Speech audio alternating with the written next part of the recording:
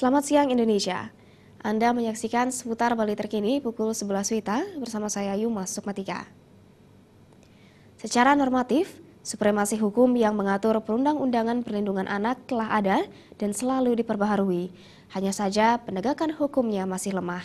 Demikian disampaikan pengamat hukum sekaligus akademisi Undiknas Denpasar, Profesor Budiana. Lemahnya penegakan hukum dalam aplikasi pidana perlindungan anak diduga menjadi pemicu maraknya pelecehan dan kekerasan yang dilakukan dan dialami oleh anak-anak di bawah umur.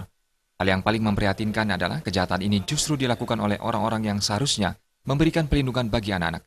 Menurut pakar hukum akademisi di Universitas Pendidikan Nasional Denpasar, Profesor Budiana, saat ini perubahan perundang-undangan telah dilakukan dengan dikeluarkannya Perpu Nomor 1 Tahun 2016 yang menyatakan penambahan hukuman bagi pelaku kekerasan seksual terhadap anak.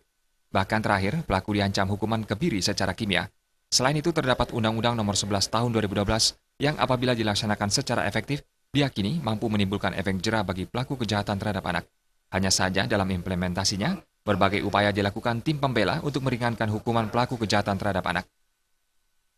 Dari sekian peraturan perundang-undangan yang telah dikeluarkan oleh negara, itu sungguhnya kalau mau saja dilaksanakan secara efektif di dalam penegakannya, itu sebagai konsekuensi kita menganut sistem sipil law system di Indonesia ini, sistem hukum sipil, itu maka sungguhnya adalah undang-undang ini dipandang sebagai satu alat yang paling utama di dalam penegakan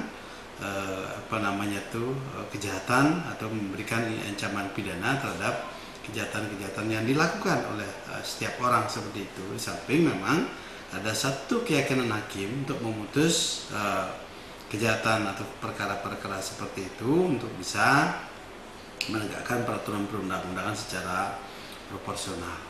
Profesor Budiana berpendapat seharusnya pelaku kejahatan seksual terhadap anak ini jangan diberikan kemudahan karena dampak dari kejahatannya akan mempengaruhi kondisi psikis anak. Bahkan anak yang menjadi korban akan kemungkinan besar mengalami trauma seumur hidupnya yang dapat merusak masa depannya. Pratnya Paramita, Bali TV. Pemirsa, sekian seputar Bali terkini kali ini. Terima kasih atas perhatian Anda. Salam Indonesia.